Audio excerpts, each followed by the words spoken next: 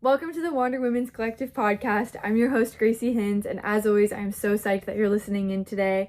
I just got back from the Unbound Gravel race, which is one of the biggest gravel biking races in the world. And I had the most fun getting to chase around the lead women with a camera. And if you are not tuned into the gravel biking world at all, I would definitely recommend that you check it out because it's just another sport that is so fun and gets people outside and moving their bodies in a cool, unique way. And today's interview is with Karo, who just won the Women's Unbound 200, which is a huge deal. And I'm so psyched because when I got to chase her around with the camera, I was just so excited the whole time after I had gotten to chat with her. And I feel like the beauty of podcasting and conversations is you just get to know somebody in a different light and hear a little bit more about what's going in their life rather than just bike racing. So yeah, I was really, really, really excited to see her take the crown on this one. And she is just such a lovely human being. And I'm really excited to see how the rest of her year goes as well. So without further ado, here's the episode, and I hope that you enjoy it, and I hope that you end up diving into a little bit more of the gravel world and learn a little bit more about Karo here today. The first question that I always love to ask every guest is, who are you and what do you spend your time doing? So I'm Karo Migoń. I'm a gravel cyclist with a IT and engineering background, and I'm riding the bike right now. Well, and how I'm so curious about kind of just your background as well, because I was doing some internet research and looking at cycling.net, which always has pretty good info. But when was it that you really started to kind of pick up on cycling or kind of just your background getting into it? At university, Okay. I started university mountain bike club, Oh, cool. Okay. and yeah. The level was quite professional. We had a professional coach. We did some even core training and going on training camps. It was really cool. So most of my friends from university, they're not from my department, but they're from the bike. And then yeah, that's how I started. How did you even had you been mountain biking before university, or was it you got there and then you were like, I I want was to just try it I out? was just right. Yeah, Okay. I was just riding my bike. I was doing some trekking trips, Hmm. but not really competing or training or riding some crazy downhills. So I've learned everything. I would say I was old to learn Okay. mountain biking style, because especially it was the time when they started to add a lot of drops, jumps to the cross country formula. Hmm. That's what I've done at university. So I was doing pretty well, but it's still I think the mental boundary was already it was hard. Well, and I mean, mountain biking is properly technical too. So it's not just I feel like that's way more complicated to jump into learning that than any other kind of cycling. Yeah, I agree. It was scary, but I had a good support of the coach and the team, and I think that right now I can just profit from many years back Hmm. on gravel. Hmm. Because it's just way easier for me, even without suspension and everything. Just I can go pretty fast downhill. No, that totally makes sense. And then, well, so then were you competing in mountain biking at university? Yeah, Okay. yes, yes. So I how was did, competing, riding some mountain bike marathons and the university cups that we had. And yeah, it turns out that I'm good. just a little bit talented at riding a bike? Yeah, yeah. So then when you finished university, was that kind of a natural progression? Because how did you take the jump from mountain biking to then didn't you start doing a little bit of road and then Yeah, it was university? still at it was still at university. Okay. So I had issues with finding a new team. So I was without the team at the end of the season for the mountain bike, and I did one road race, and I scored. I think I was four or something. So it was really good for someone that never done road racing. And then I just reached out to like the best Polish women's cycling teams, and they apparently one girl just resigned, and they had a free spot. And they were Mhm. just they were risking a bit taking someone from mountain bike to the road. I was not Mhm. really good in the bunch at the beginning, so I've learned a lot, and I'm really grateful for this opportunity that I had. But then, yeah, after graduation, uh, I was kind of in the middle, like what I want to do with my life, and Mhm. then the COVID started, and I was okay. There were no races, so I just started a job as a software engineer.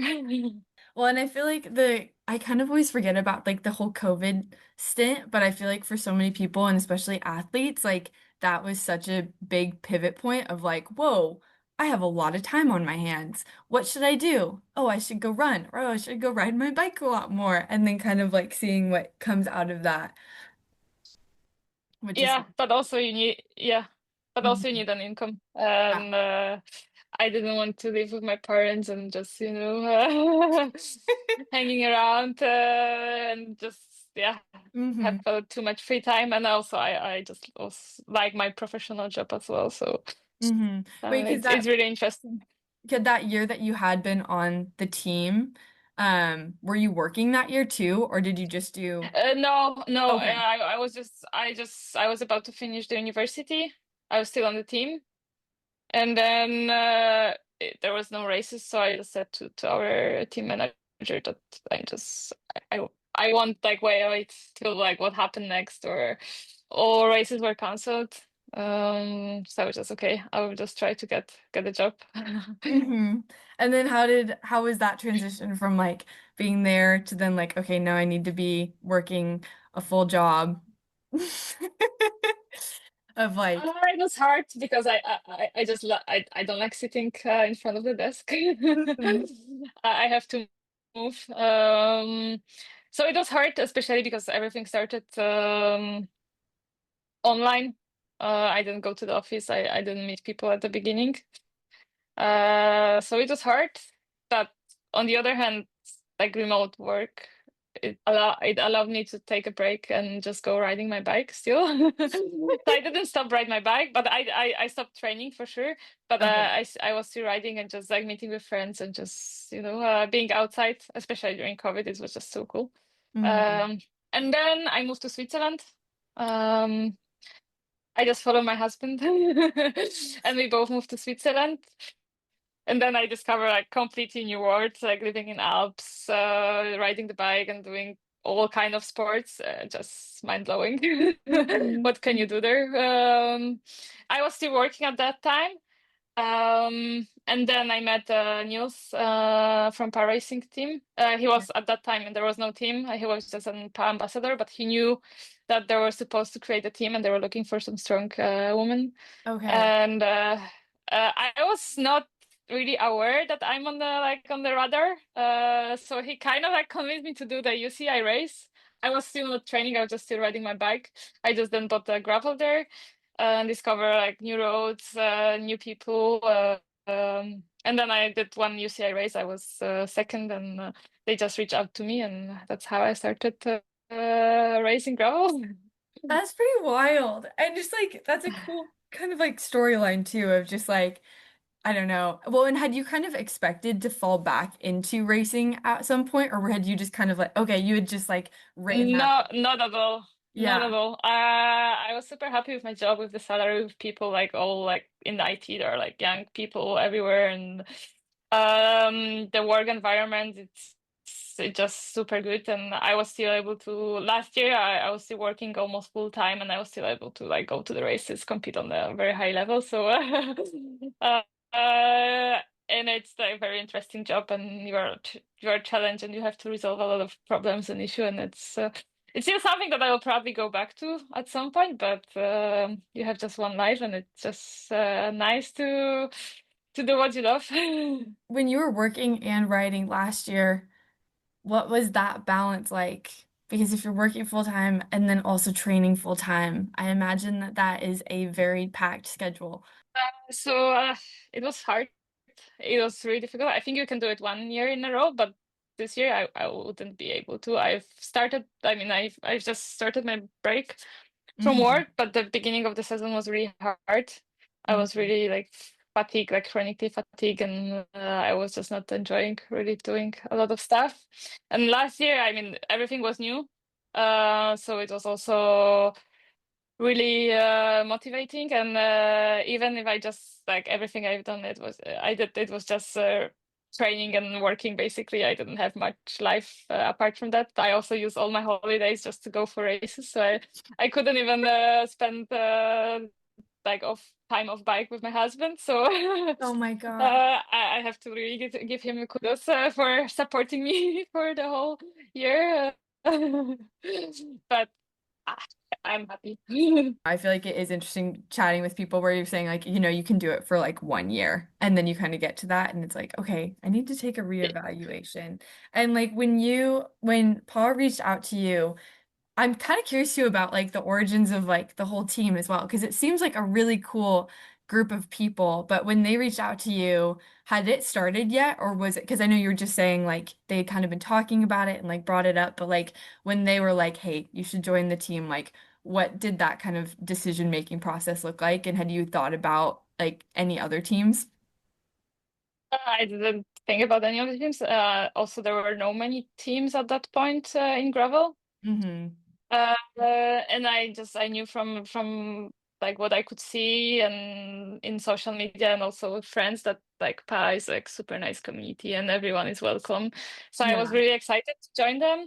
Also at the beginning, the project was not really supposed to be that big. I think Okay. no one expected us to have like the top results. uh, Yeah. yeah, so it was a surprise for everyone, and I think we are just growing all together within the team, and we are adapting um, for what's coming. Mm-hmm. No, it seems cool, and I feel like in gravel, like you're saying, like it was kind of like one of the first teams, or like you don't see that as much, and so like kind of seeing that start to make its way, it looks really cool, especially from like a community perspective of like being able to ride with the same people and compete at the same events, and like how do you feel like that kind of like shapes the racing experience as a whole? It's just completely different experience. If you go on a race and you're alone and you're on your Airbnb and you're stressing out about the race and preparing your bike alone, and you don't have like this mental support. And here Hmm. in the team, everyone is really chill about it before the race, and you can just share your thoughts and share your experience and give some advices. Everyone is super helpful, and we have like no pressure, and it just like being on a trip with friends. Wow, that's just like that's so happy to hear. Yeah, Um, yeah, I'm really lucky. Because right now, what does your kind of like year with racing look like, or like how is it split between being at home in Switzerland and then being on the road and like training with that as well? Like I know right now you're on a bit of like a US stint.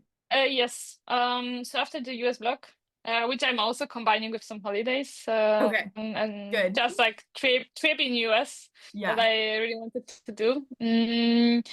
So I'm in US here for 1 month and a half, then I go back to Europe.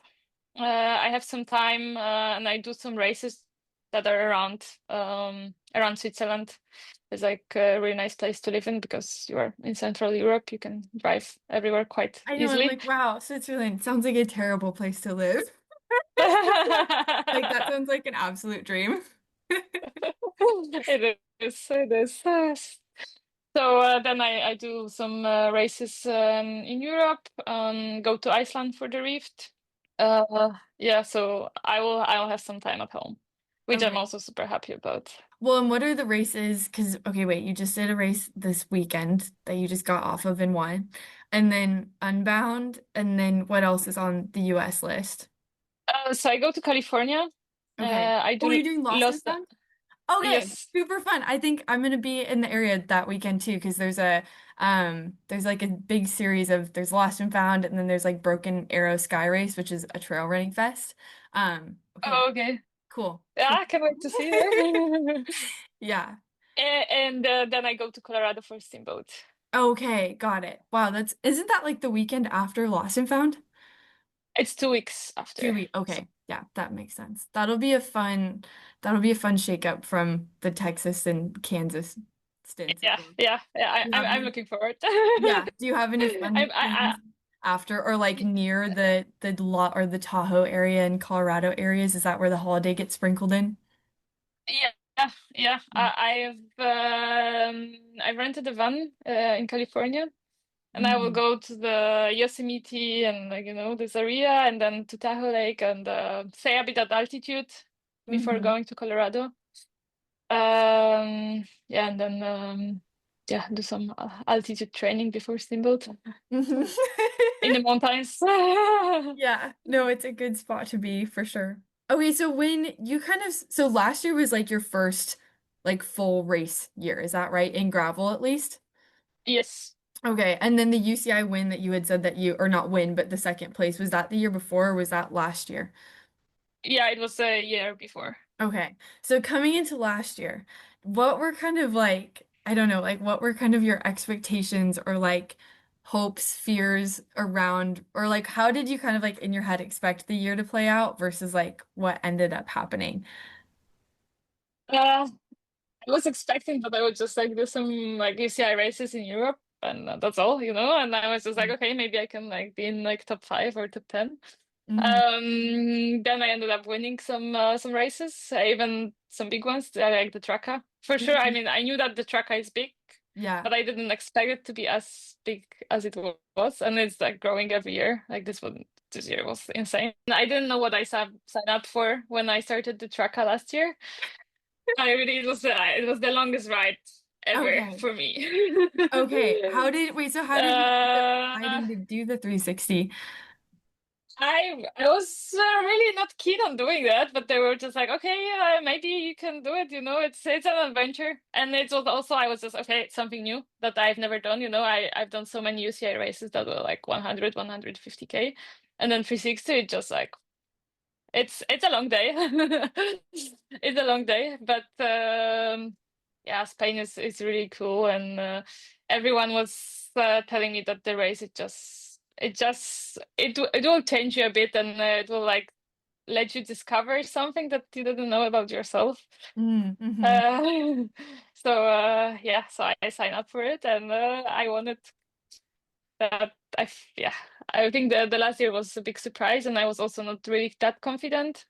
Mm-hmm. I didn't believe in myself that I can win big races, and I think after winning the tracker, that was a bit like I had like a switch in my mind that I'm really able to win races.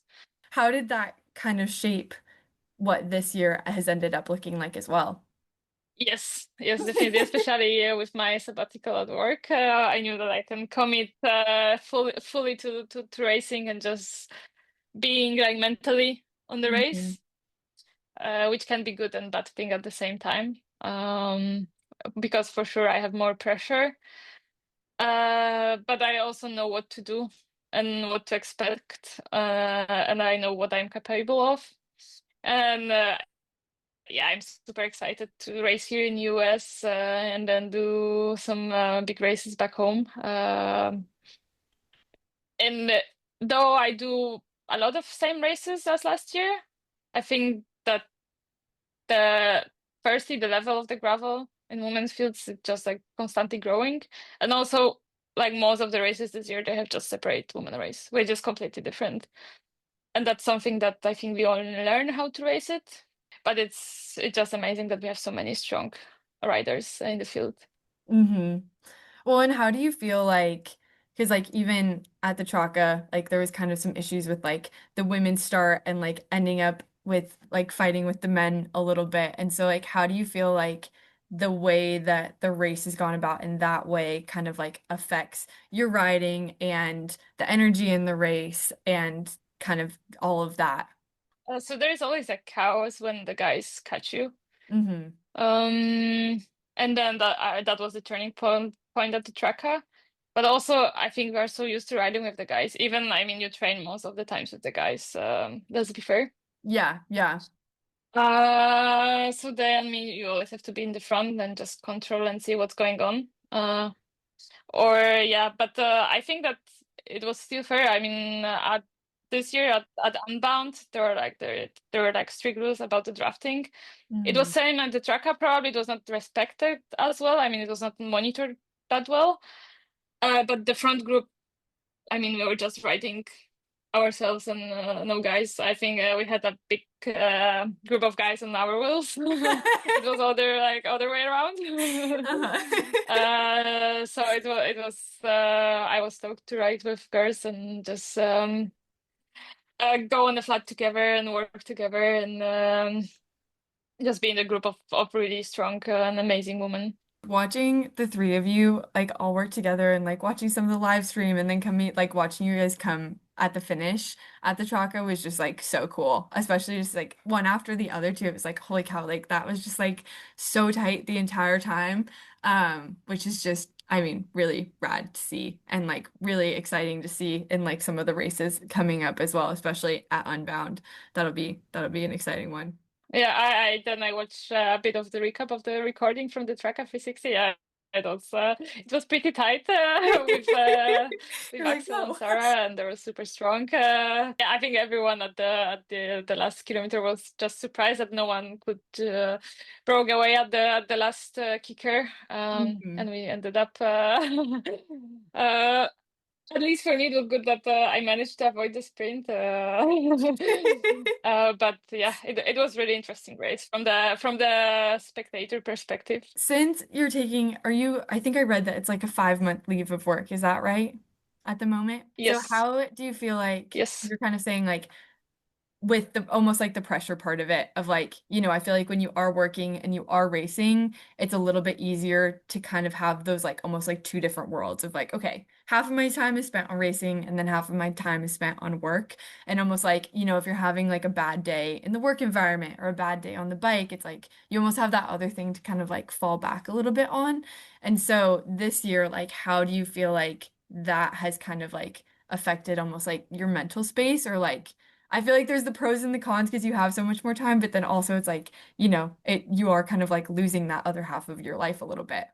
Yeah, I totally agree.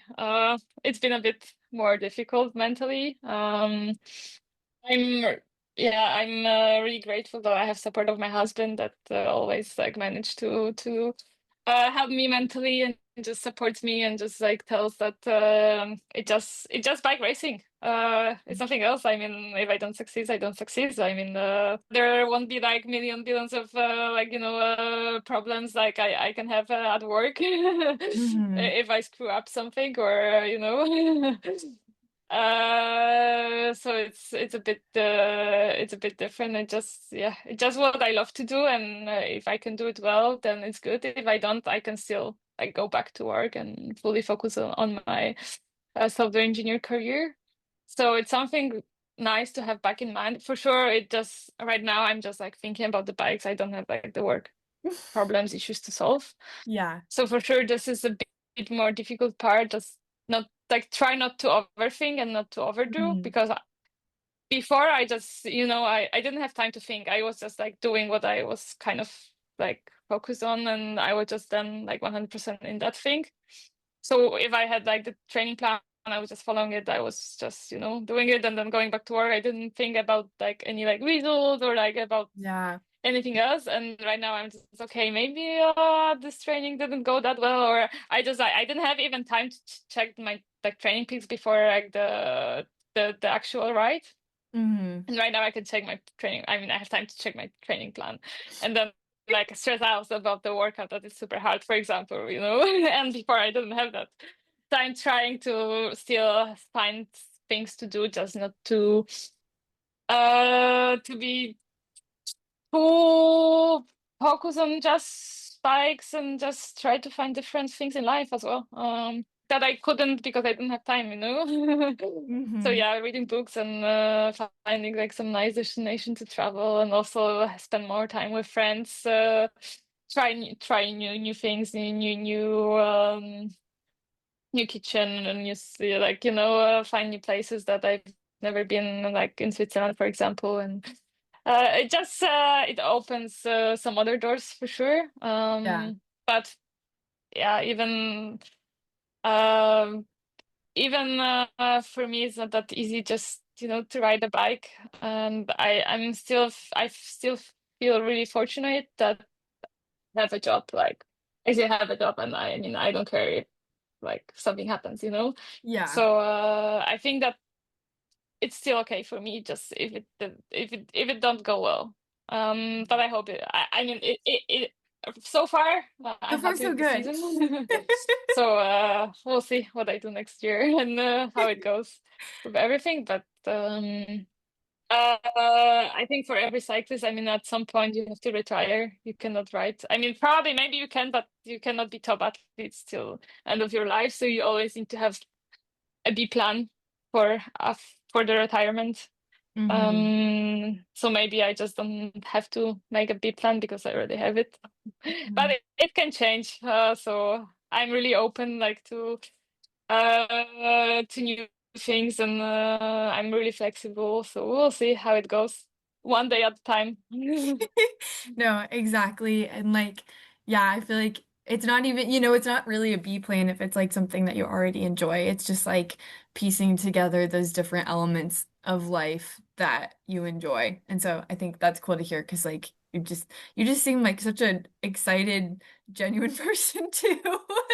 Of like what you're saying, just like one day at a time and like, taking whatever does come next. Um, is definitely like a good space to be in. Is your husband able to make it out to quite a few of the races, or like how does he kind of like pick and choose which ones to come and support at? Yeah, normally he chooses whether we go to a nice place. That's a So pro so move. Hmm. yeah, so that's why he will fly to San Francisco on Oh, Sunday okay. and meet with me.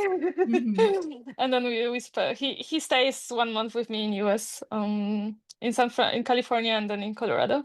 Okay. That'll be super fun. And that's so Yeah, nice that you can like he can do that and like have that support system on the road as well, because I feel like having your favorite person with you is just makes such a big deal too. yeah, that's a big difference compared to the road racing.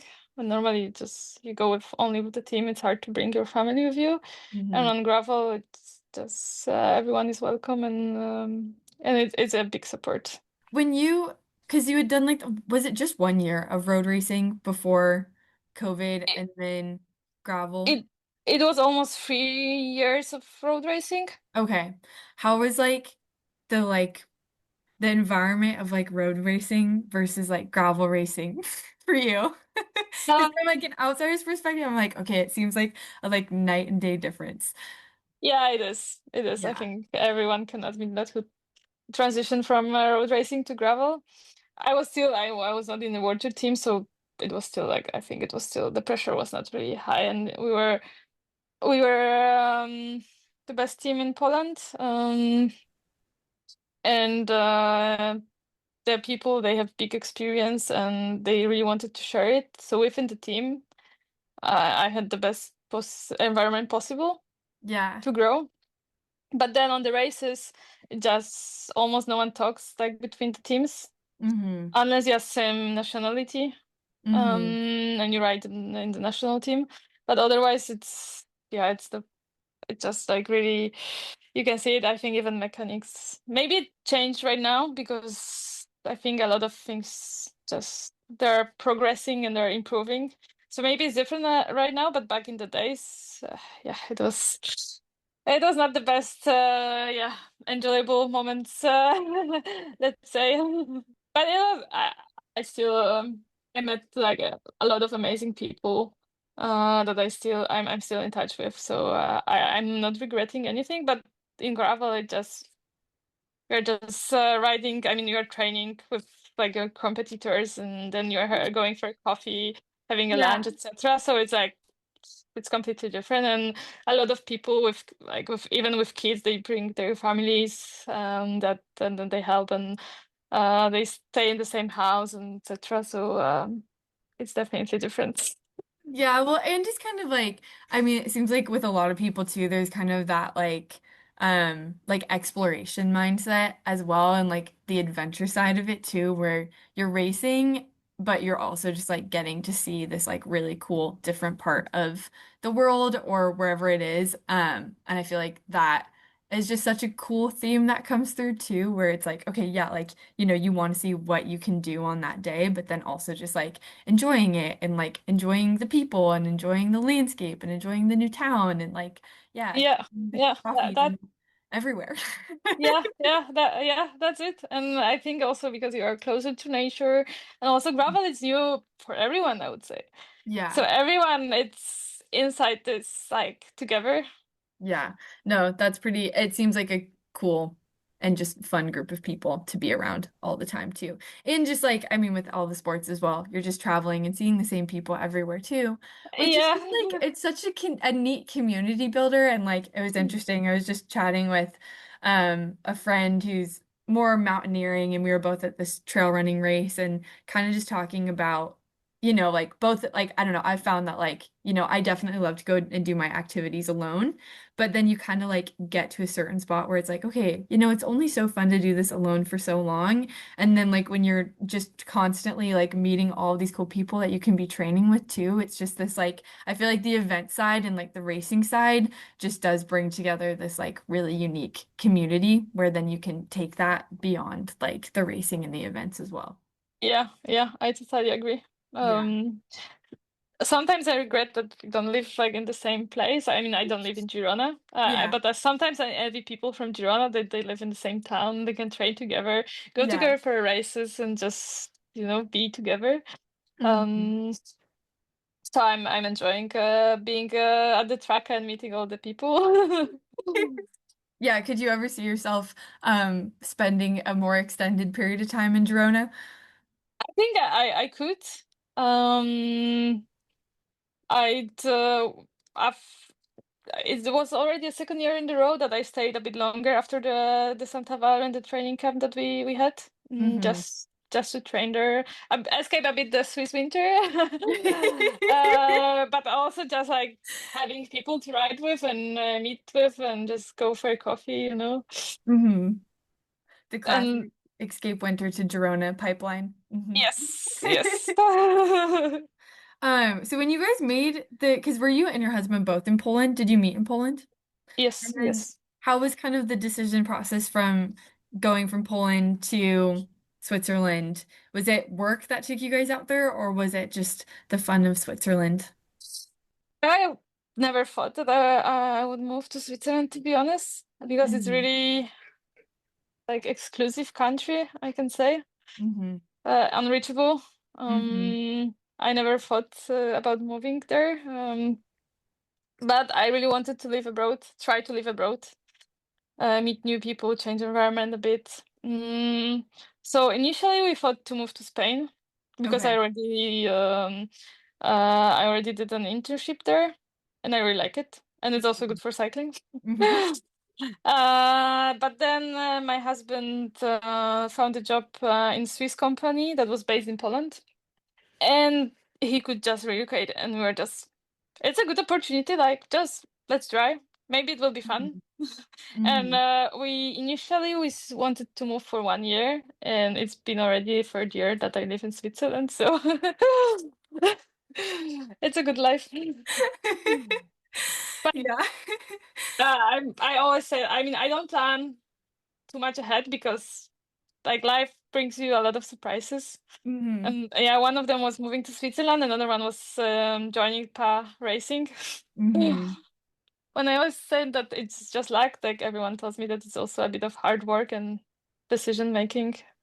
No, absolutely. You have to make decisions or else life makes them for you. But I feel like when you already know what you're passionate about and then those opportunities do come along, it's a little bit of a no-brainer to make Yeah, some of those decisions. So I feel yeah. like that makes a lot of sense, like seeing your trajectory of growth as well. With the racing team, are you guys always traveling to, or like is the whole team, because you were saying like everybody's kind of doing some of the same races. So like is the whole team doing those same US races, or is it kind of breaking up a little bit? It is breaking up a bit. Some people stayed in Europe and they are doing the races there, and other half of the team just went to US. This year, I mean, last year we just did Unbound, Hmm. and then we were like, okay, we are not going to yours just for one race. So we do a bigger block in US. So the team is divided a bit for the people that they're doing the big US races, and then the UCI in Europe. Okay. Then when we are back in Europe, we do the same races. And also, I mean, part of the team is also based in US, so just we are like Yeah, I was changing gonna around, say, traveling a lot, and it just yeah. Yeah, I was gonna say, and I feel like, yes, everybody is everywhere, but then also like that fully just feeds into like the PAW mission statement of like being like the international cycling team. yes, yes, And so I feel like that's cool because I feel like they're one company too that like their mission statement and ethos just like so happily blends through everything that they're doing, which is really quite cool to see. yeah. They're really good at what they're doing, and Yeah. I have like the just I have the biggest crush on the whole concept of the vans that just like drive around Europe and the US. I'm like, that's like the coolest. I'm like, that's like the coolest job ever. So if you ever know anybody, if they're like ever hiring a new person, I will happily I will happily take that Uh, job. yeah. I think it might be. Let's see how what changes next year. But maybe the person from the van will change. Oh, I So yeah. know. I think it's so cool though because it's just like, and I feel like I've like told so many people, I'm like, you guys have to check this out because like it takes such a cool spotlight of like who the company is, but then puts the spotlight on like other communities that are also doing rad things. I've like played around with that idea. I'm like, what if I took the podcast on the road and like just started doing a bunch of events like that where you could just like highlight like women's groups but yeah, I'm just like it's such Yeah, a that cool would be thing that cool. they're doing. That So would be cool. But mhm. also the guys in the van, the Jimbo, is just such an amazing person to be Yeah. with and just to spend time with. So it's always like a really good vibe around him.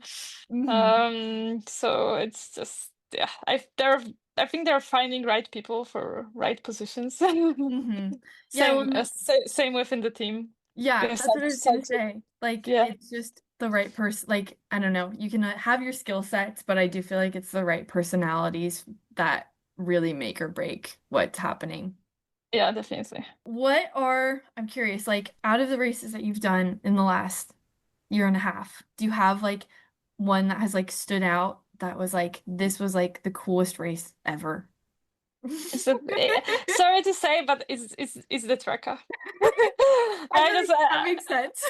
I wouldn't say anything else. It's the tracker, and it's the race that I think started like my journey in gravel, and also changed my mindset and made a switch that I'm a person right now more confident, believing in myself. And then just like Girona Vibe and the class mark who organized it, like like they know like I was new and they already like knew my name and like Oh, it that's was just cool. it was so crazy and Yeah. they know almost every rider's name.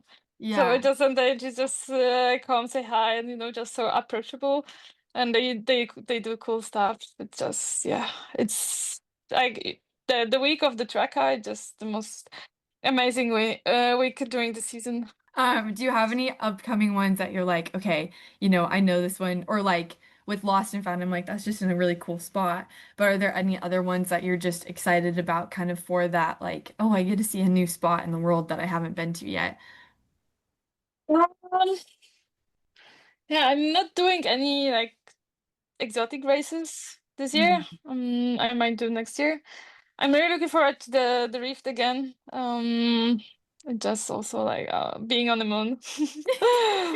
But it's about this race. It's just like the fun fact that after the race, you're saying that you won't do it like anytime soon. And then right now, I'm super excited to go there again and do this race again.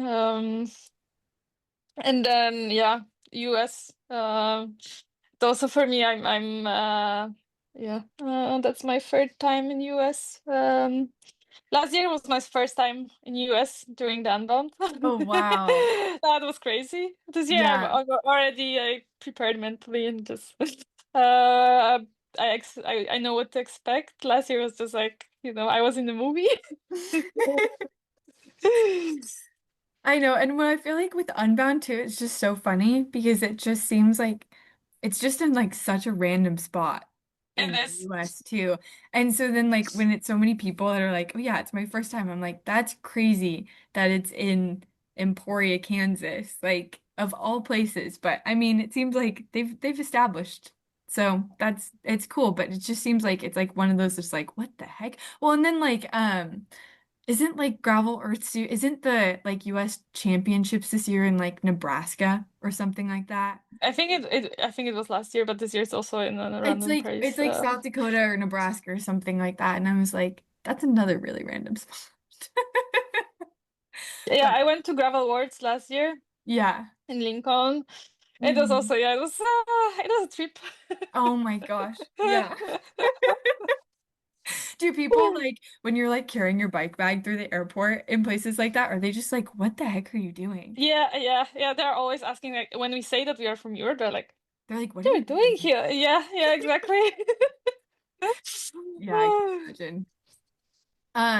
Okay, if you had to give yourself like any tips, tricks, or life advice for like yourself like 5 years ago, which I guess would be like COVID, what would it be? Hmm, good question. Mm-hmm. I think enjoy the moment Mm-hmm. and enjoy the moment and like don't regret any decisions because eventually life will be, I mean, it will bring you like good moments and bring you to the place where you're happy. Thanks so much for listening in today. I hope that you enjoyed this episode. Also, make sure to give Karo a follow on Instagram. I don't think you're going to want to miss out on everything else that she has in store this year. And if you could give us a review on Spotify or a star or a like or wherever it is that you're listening to, that would be incredible. And as always, I hope that everybody listening just has a wonderful rest of their week.